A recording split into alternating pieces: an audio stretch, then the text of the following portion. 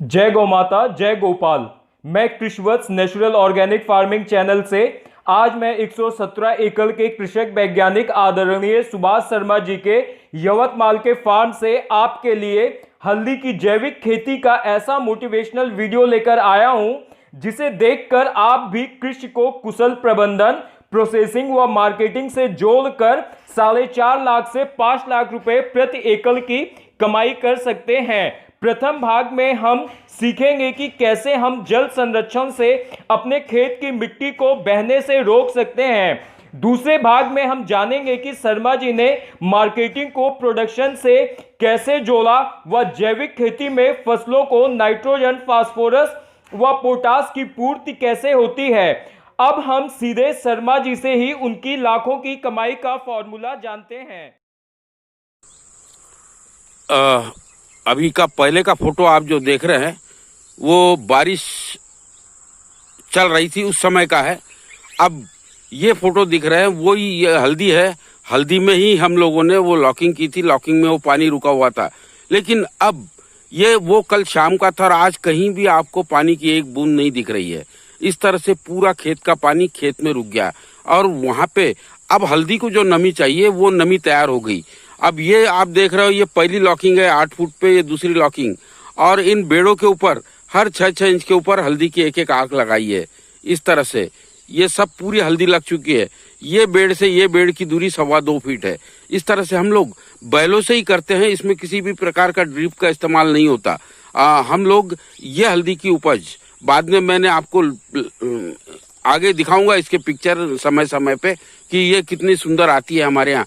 इस तरह से हम लोगों ने बारिश का पानी भी रोक लिया।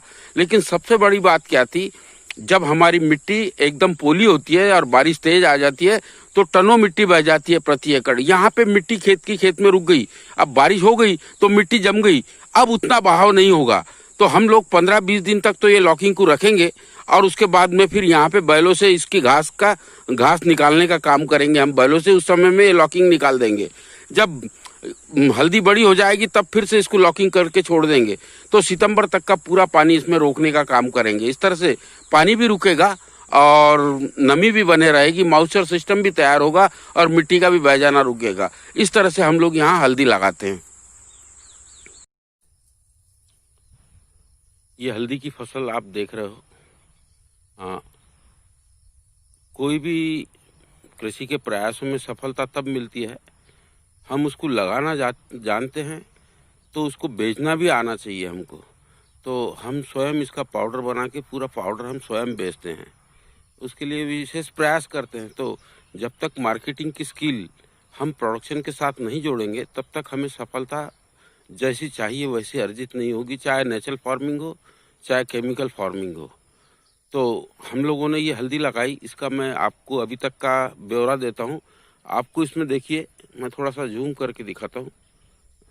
इस पे कोई डेफिशिएंसी नहीं है। क्यों नहीं है? तो हमने इसको जो फर्टिगेशन किया है वो पहले तो हम लोगों ने इसमें बायोमास मिलाया है लगातार अलग अलग माध्यमों से। कोई भी फसल का बायोमास हम जलाते नहीं हैं, उसका उपयोग करते हैं। तो बायोमास पहला। दूसरा, प्रति एकड़ 3 ट्रॉली यहाँ पे अलौकिक खाद डाला गया है। और फिर अब बाद में इसको गो संजीवक खाद बाद में देंगे, अभी बारिश में वो नहीं देना हो पाता है। तो वो बारिश खुलने के बाद जब इसको पानी लगाते हैं तो वो पानी के साथ हम गो संजीवक खाद देंगे। तो ये खादों की बात होगी। अब इसमें फिर खाद अन्य स्रोतों से कहाँ से मिला? तो नेचर से। यहाँ पे जीवाणु ऐसे पैदा हो गए कि नेचर का जो नेचर में नाइट्रोजन है वो खींचने की क्षमताएं यहाँ के जीवाणुओं में है। लगातार वो नाइट्रोजन खींच रहे हैं और वो नाइट्रोजन यहाँ सप्लाई हो रहा है इसको। फिर फास्फोरस और पोटेश कहाँ से आता है? तो जितने भी जीवों की डेड बॉडियाँ हैं उससे सारे माइक्रोन्यूट्रिएंट्स और ये सारे फास्फोरस पोटाश उनके डेड बॉडियों से अवेलेबल होता है। इस तरह से नेचुरल फार्मिंग में ये कोई सोचना नहीं कि ये कहाँ से आएगा वो कहाँ से आएगा। लेकिन हम लोगों ने भोजन की साइकिल को अगर चलाया तो हमको सारा उपलब्ध हो जाता है प्रकृति से। उसको उपलब्ध करने की स्किल अपने आप में हमको तैयार करना होता है। वो कैसे होती है? मैंने कहा कि नॉलेज, प्लानिंग और लेबर, ये 3 से उसकी स्किल तैयार होती है हमारी। वो 3 को समझना हमें ज़रूरी होता है। तो अब ये एक बात हो गई, हमने इसको अब इसका खर्चे का ब्यौरा लेते हैं, अभी तक का हमने इसमें खर्च क्या किया है। मैंने कहा कि मैं मार्केटिंग खुद करता हूँ, तो अच्छा उसमें प्रोडक्शन भी होता है और उसके सही दाम भी मिल जाते हैं। तो मेरे यहाँ भाई बहन जो काम करने वाले हैं उनको अच्छा वेतन भी देता हूँ, तो वो भी प्रसन्न रहते हैं। तो हमने इसको पहले तो ज़मीन की जुताई की, जुताई का खर्चा हमको 2000 रुपये आता है, और फिर ये क्यारियाँ वगैरह बनाई 500 रुपये, वो 2500 रुपये का खर्च इसमें अभी तक का हुआ। अब इसके बाद में फिर हमने इसको लगाने का क्रम आरंभ किया, तो प्रति एकड़ 2000 रुपये हमको लगाने का खर्च आया। इसको 2.25 फीट के इसमें हर 6-6 इंच के ऊपर एक एक आँख लगाई इसकी, इस तरह से वो लगाने का खर्च हुआ हमारा।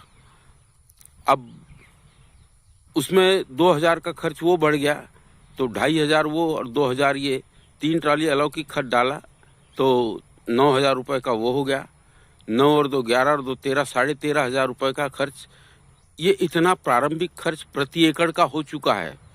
लेकिन अब इसमें फिर हम लोगों ने बैलों से घास निकाला। जब उसमें बाल निंदन होता है, मैंने उसके फोटो शूट नहीं किए, नहीं तो बताता था आपको कैसे चल रहे हैं। लेकिन ये जो बीच में का जो नाली दिख रही है आपको, ये नालियों में का घास सब पूरा बैलों ने निकाला है आखिरी तक। ये देखो, ये नाली जो चल रही है, ये नाली का घास पूरा बैलों से ही निकला है अब तक। अब ये पेड़ काफ़ी बढ़ गया, अब घास नहीं होगा इसमें। लेकिन वो घास निकालने का खर्चा हमको प्रति एकड़ 500 रुपये वो खर्चा आया। तो 13500 और 500 14,000 रुपये यहाँ तक का खर्चा हुआ। फिर इसमें का घास निकालने का खर्चा, तो हमने बहनों को एक लाइन का खर्चा 40 रुपया दिया, इसको घास निकालने का खर्चा।